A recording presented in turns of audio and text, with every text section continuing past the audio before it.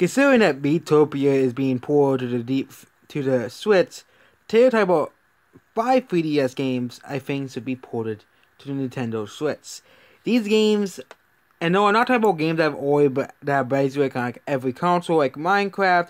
We're talking about big 3DS games, and no, I'm not talking about Ocarina of Time 3D because that was an N64 port. We're talking about 5 3DS games that's ported to the Switch. Number 5. Kaneko's Uprising. So Kaneko's Uprising was a very, very, very popular 3DS game back in 2012. But for some reason, Nintendo cut the production short for that game, and the game didn't really sell that well compared to other 3DS games.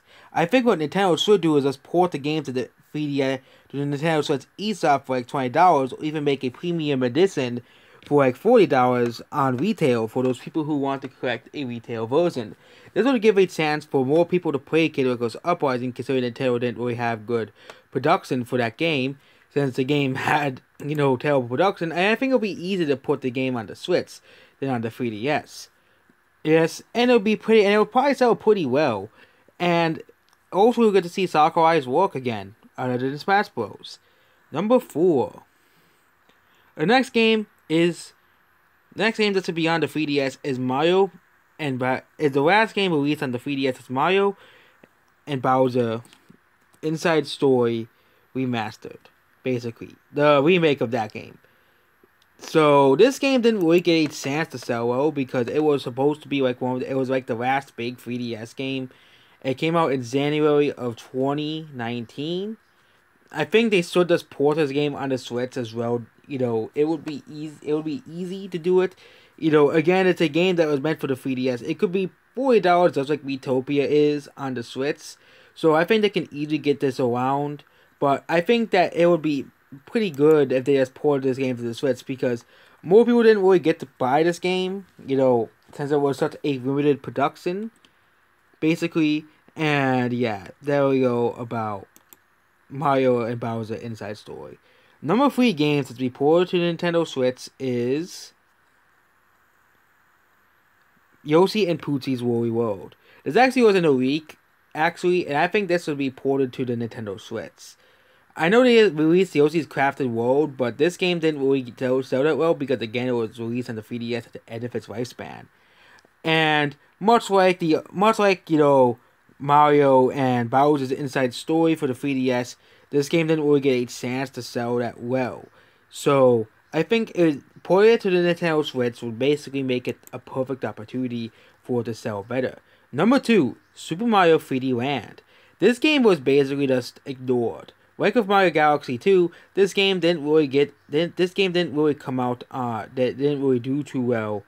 It was actually one of the best selling games of the 3DS. It sold 10 million copies, but it apparently didn't do well enough for Nintendo to put it in the Mario 3D collection, which was a shame because a lot of people liked playing this game on the 3DS. But apparently Nintendo had other plans, and this game basically didn't come out on the 3DS, on the Nintendo Switch, in the Mario 3D collection, which is a shame. They released Mario 3D World as a separate game, but Mario 3D Land was basically forgotten. And number 1, Tamagotchi Life. So Miitopia has been very recently ported to the Switch. I hope Nintendo listens and puts Tamagotchi Life on the 3DS, because Miitopia, I understand that. Oh yeah, it came out at the end of the 3DS's lifespan. It didn't really sell too well. It still sold 1 million copies, but it didn't really sell too well. So Nintendo's trying to give people more of a chance of people to play it. But Tamagotchi Life, I think, is the next logical step. I think Nintendo should just make a bigger version of Tamagotchi Life, where you can pull up like 100, 300 people in your game, multiple save files, and stuff like that. I think it'll be much more interesting than, just like the one save file you get in Tamagotchi Life. You can basically have multiple islands, basically have multiple scenarios of multiple islands and multiple characters. You can't really use the same me on, unless you use a different save file, but you can have multiple different islands and multiple different societies, and these multiple different islands can meet with each other in Tamagotchi Life too, which would make more sense because you can have like more of a bigger society and Tamagotchi Life too, and it will feel, because again, I think having over 300, at least 300 characters would actually make it worth a bigger Switch price.